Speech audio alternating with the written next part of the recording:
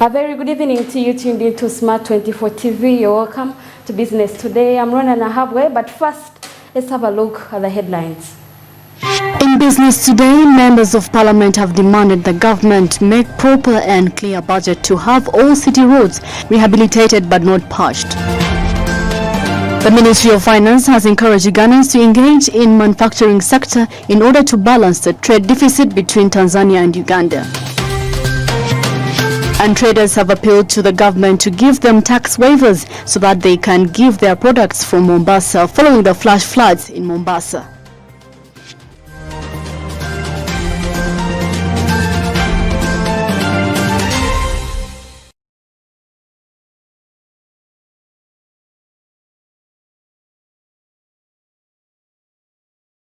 Welcome once again to Business Today, and thank you for joining us. Now, in an ongoing trade deficit in one of Uganda's most significant economic problems, more manufactured goods are imported into the nation than exported by other economies, that is by domestic manufacturers. The current trade imbalance between Tanzania and Uganda is a source of worry to the government. According to the Ministry of Finance Permanent Secretary Nahabwe, Tanzania's economy is growing at a very high speed, but the East African community as a region is benefiting less from this growth. Is trading mainly with the SADC. Tanzania does not want to trade enough with the ESC. It is something our leaders are discussing at regional level on how they can get more involved with us. It is something which I'm sure in our meetings in Arusha we shall be taking on how to improve on this trading. For a long time, Kenya had been Uganda's main source of imports within East Africa. However, in the last 8 months, Tanzania has had a sustained surge attributed to gold imports coming into Uganda. The Uganda trade deficit reduced from $439.2 million in February 2022 to $429.5 million in February of 2023, according to figures from the Bank of Uganda and the Uganda Bureau of Statistics. Exports increased by 6.3% over the previous year to $349.5 million, while imports only increased by 1.4% to $779 million. This growth in exports signifies promise for the country, according to Bwali Tom, the public relations officer of Mujet Kole Traders, if the right conditions permitting commerce are put in place. That issue is not for Tanzania, it is for us, because we don't have enough things like food. We don't have rice. We don't have enough rice. So that means we are depending on Tanzanian rice. The prices for rice will hike.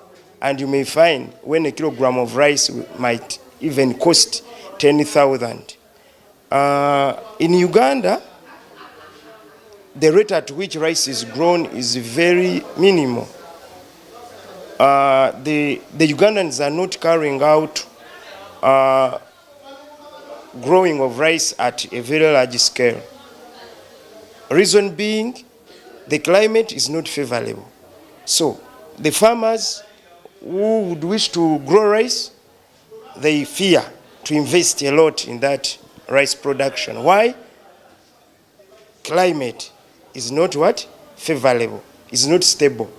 You may go and get a loan and invest it in growing of rice, and then it may shine for a long period of time, and then you may lose your money.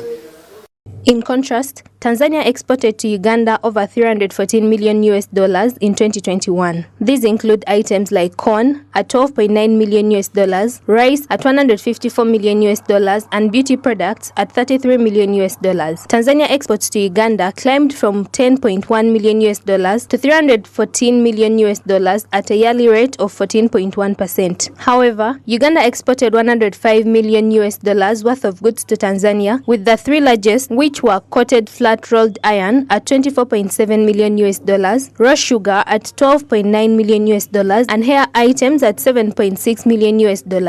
Uganda's exports to Tanzania have grown at a yearly rate of 15.2%. These statistics clearly portray the imbalance of trade between the two nations, with experts calling upon stakeholders to create favorable environment for import substitution, especially in agriculture, which is the backbone of the nation.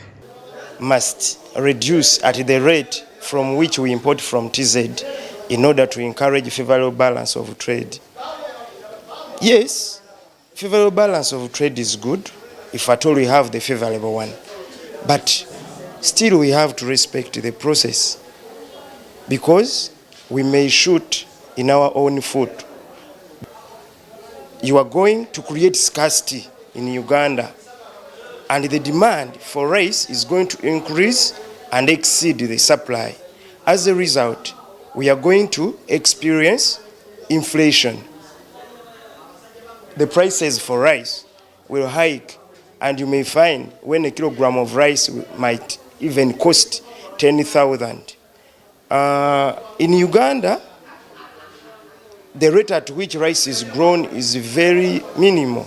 Tom further emphasizes the inadequacy of the parish development model by pointing out that funds are distributed to people who hardly have any expertise of what or how to grow products that are in high demand by both domestic and international markets. The Ministry of Finance therefore encourages Ugandans to engage in the manufacturing sector because the country is dedicated to locally produce more goods for both export and local consumption. We are becoming more and more relevant in the region. We are now exporting more to our neighbors. That's why some of them are closing sometimes borders. It's good from Uganda because we are competitive. We have a comparative advantage on a number of things, food, and now we have also started to get some good results from our manufacturing sector. We manufacture goods and sell them across the borders. It's something which we are going to pursue very robustly. Margaret Nachiganda, Smart 24 TV, Business Today. Now, away from that, members of parliament have demanded government to make a proper and a clear budget to have all city roads rehabilitated. This was said following a report that indicated that central Kampala alone has a total of 1,629 square mile potholes that hinder businesses in the city.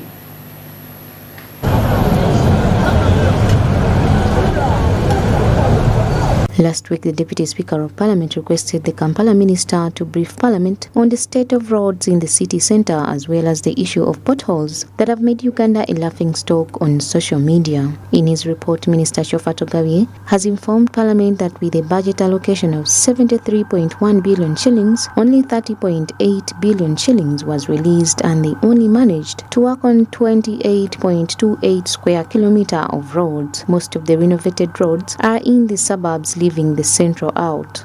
24.9 billion and only 14.8 billion has been received, making a total of 30.7 billion against the planned 73.1 billion.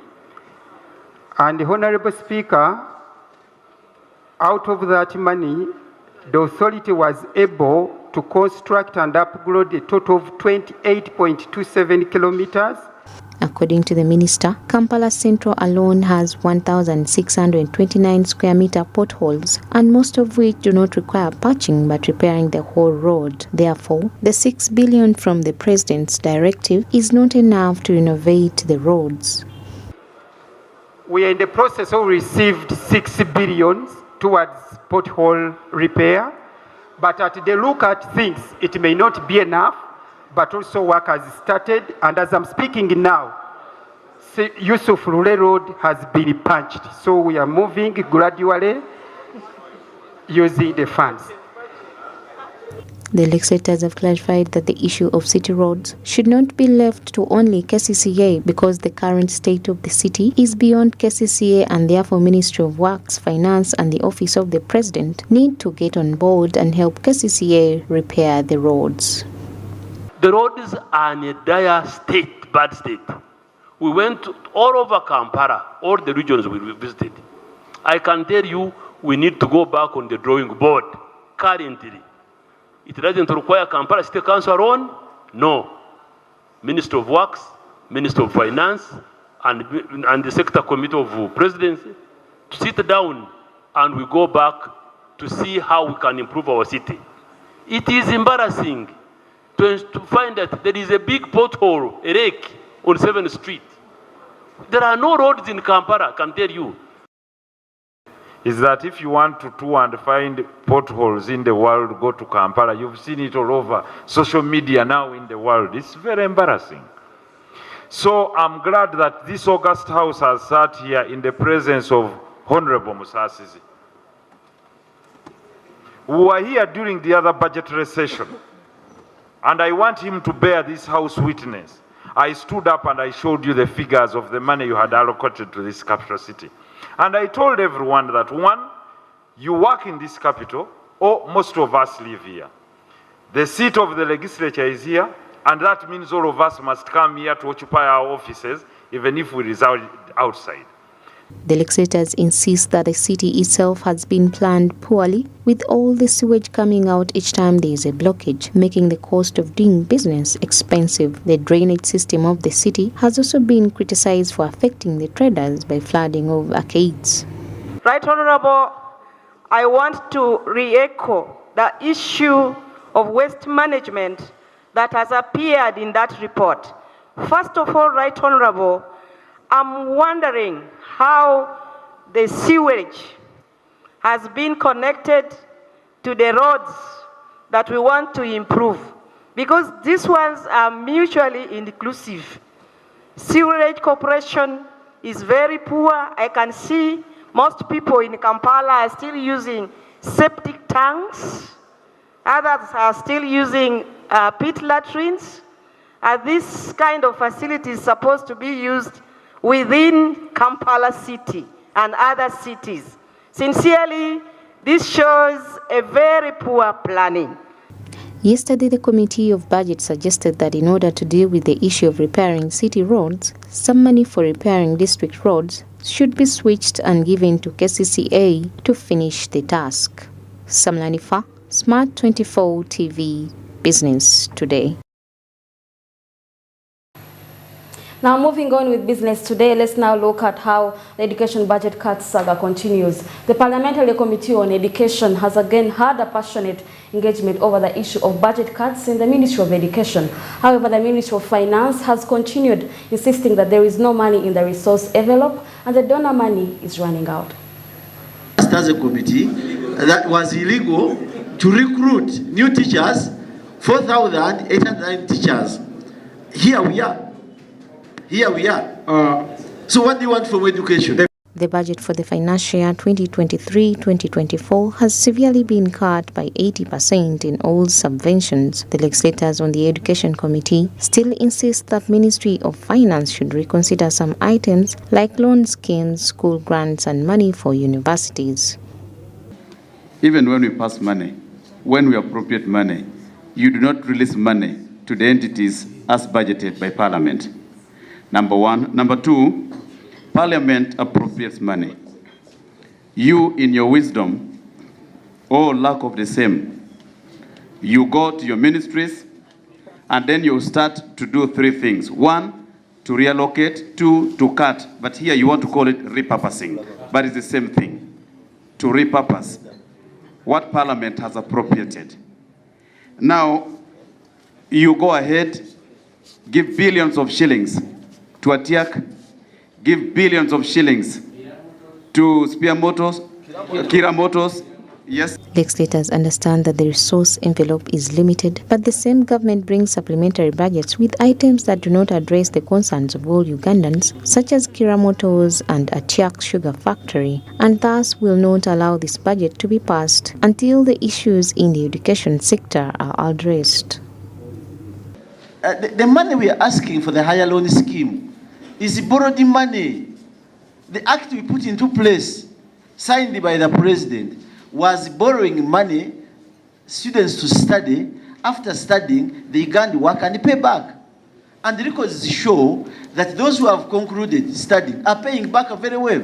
Now, how do you sit in finance and you cut 27 billion to 5 billion, where you are well aware that there are students who are in the university studying now? And in case you cut this money, they all have to be pulled out of the universities. Tax waivers. Isn't it so absurd that this country's infrastructure, the health, you've seen our people passing on outside the country. Yeah, for so many reasons, but it is very absurd. Our children go to those schools, some of them are abroad. We cannot have them in Uganda for our own reasons. But we have huge tax waivers on foreign international companies that come here and come with their porters. The permanent secretary, on the other hand, has informed the MPs that while they recognize the value of education in the nation, along with the value of other sectors like health and agriculture, among others, they are hampered by the limited budget. Govi reports a 36% decrease in the international funding, as well as a shortage of donor funds. What we are saying here in this sector of education is what perhaps is being said in the sector of health, is perhaps what is being said in the sector of water, is perhaps what is being said in the sector of security, is what is being said in agriculture, and so on and so forth. I would like us as a country really to reflect honestly on which type of a national budget we think we should have. You are the leaders, you have the power and the capacity to do this. When we introduced program-based planning and budgeting, we wanted to stop these kind of conversations because at the end of the day, as my minister said, there is a resource, there is a budget constraint in which we work.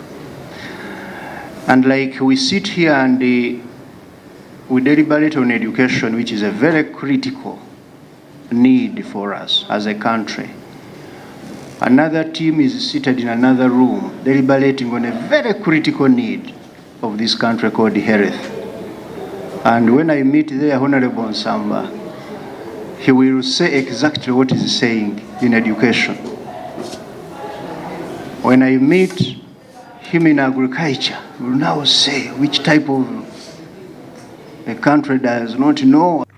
The committee is still insisting that the Ministry of Finance make concessions and look for funding, so they will meet again with the Permanent Secretary and Ministry of Finance to reach an agreement on specific votes that call for greater funding, such as the Students' Loan Program. Samlanifa, Smart 24 TV, Business Today. Let's now move on to progress on wealth declaration. Now, the Inspector General of Government has reported a significant increase in the number of government officials who have declared their wealth as part of government's efforts to increase transparency and reduce corruption in public offices. The launch was meant to remind all leaders to ensure that they declare their assets as to the inspectorate required under the Leadership Code. Articles 233 and 234 of the Constitution and Section 4 of the Leadership Code Act requires political and appointed leaders to declare their incomes, assets, and liabilities every 2 years. Following the Inspector General of Government's amendment of public servants declaring their income, assets, and liabilities, a total of 25,420 government officials have declared their wealth as of March 2023, representing an 80% success so far. However, it is concerning to note that there are still 6,222 officials who have not yet declared their wealth. There were 31,642 people that were eligible to declare their assets, income, and liabilities. And those are the people that are registered on our online declaration system. But at the end of the exercise, midnight of 31st March, only 25,420 leaders had registered and declared their income, assets, and liabilities. And this is what gave us the score of 80.3%. This implies that 6,222 leaders did not declare as required by law, and this amounts to 20%. I hope that people here all fall in that 81%. 50% of the institutions that were supposed to declared the 100% declaration, and we are very grateful. Penalties for failing to disclose wealth will vary based on the jurisdiction and the seriousness of the offense. Government officials who do not disclose their income, for instance, run the danger of legal repercussions like fines, jail time, resignation, and more. In such a situation, it is vital for the official to offer a convincing justification for their failure to declare and to work with the appropriate authorities to rectify the issue. To those who didn't declare, as I have said, the process is that we have screened and go to those ones. We are now going to do the other due diligence, as I told you, of giving them opportunity to explain. After that, those who have failed to explain themselves, we are going to submit them to the Liberty Code Tribunal. That is the tribunal that tries those people with the breaches. There are many breaches, as you know, as we told you the other time, and non-declaration is one of the breaches. Others are false declaration, under declaration, over declaration, and anti-story declaration, including illicit enrichment. That one is normally tried in the anti-corruption court. It was challenging for the IGG to track and oversee the development of the wealth declaration procedure in the lack of an updated database for government officials. Without accurate and current information on government officials, it was difficult to identify individuals who had not yet disclosed their wealth and to follow up with them to guarantee compliance. The biggest challenge was lack of an updated database for leaders in government. We shall work with government to ensure that in the future there should be one station where we can get information about all government employees. What happens now is that information has to be got from different institutions of government. So there was no updated database of leaders, and this delayed the registration on the leaders on the online declaration system. We have also low levels of computer literacy. The next wealth declaration process is set for the 1st to 31st March 2025. All public servants are therefore called upon to be ready and participate. The progress made so far is a step in the right direction towards building a more transparent and accountable government. Martha Nimsima, Smart 24 TV, Business Today. Now moving on with Business Today. Potholes, relentless downpour rain and flooding in the nation's capital create an awful working environment for city traders. They acknowledge that the government has reduced the amount of water that enters arcades, including Kwalisel and Sekizanga. They are still negatively affected. The same unrest is persistent in Mombasa, which prompted the businessmen to request for tax exemptions from government in order to get their goods from Mombasa. As a result of the recent rains, Kampala traders are reporting low sales. Kampala, like the rest of the East African region, has been suffering from severe rain, prompting some traders in various parts of town to close their doors. Engaging with several traders, they attribute the flooding to the faulty drainage system, which KCCA has to improve. They have also promised not to pay KCCA licenses or income tax until their problems are rectified.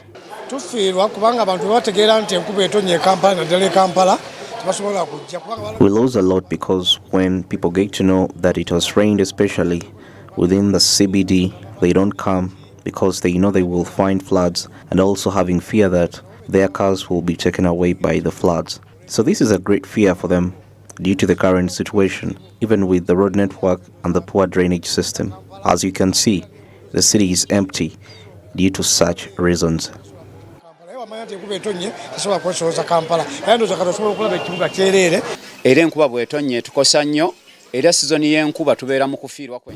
it rains, it costs us much, and during the rainy season, we work in losses because we don't receive any customers. Now some buildings also flood, and traders lose a lot. We are in a very worrying state as traders. That's why we have decided that we are not going to pay KCCA license. If it doesn't work on our issues and also with the government, we shall not pay income tax because we don't see any change. A morning-long downpour left parts of Mombasa city and the Mombasa port flooded, leaving motorists struggling to drive through flooded roads.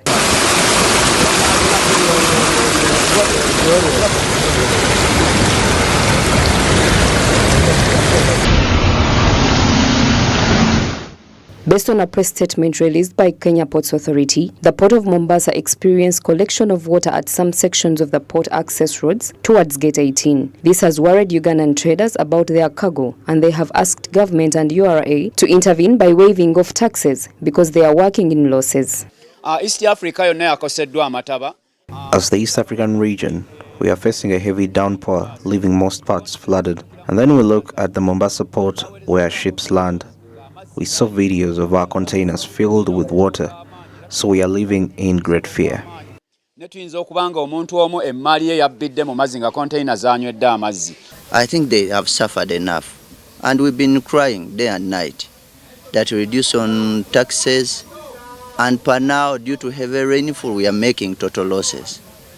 So please, URA and Ministry of Finance, we kindly beg you at least to revise on this tax. These taxes are many. To see that the fiscal planning of Kampala should really be given serious, kind of effort to see that we really have a harmonious ground that business can really prevail. Other than that, we are really losing, and the government absolutely is losing, because like CBD, if it closes for a day, I think we lose billions and billions of taxes. That's very true. A combination of potholes, heavy rains and floods within the city center has created a disastrous working environment for the city traders. These have further asked government and URA to intervene as their goods are still stuck at the Mombasa port due to floods. Naomi Mtumba, Smart 24 TV, Business Today. Well, now that brings us to a short commercial break where we will return with more. Please don't go away.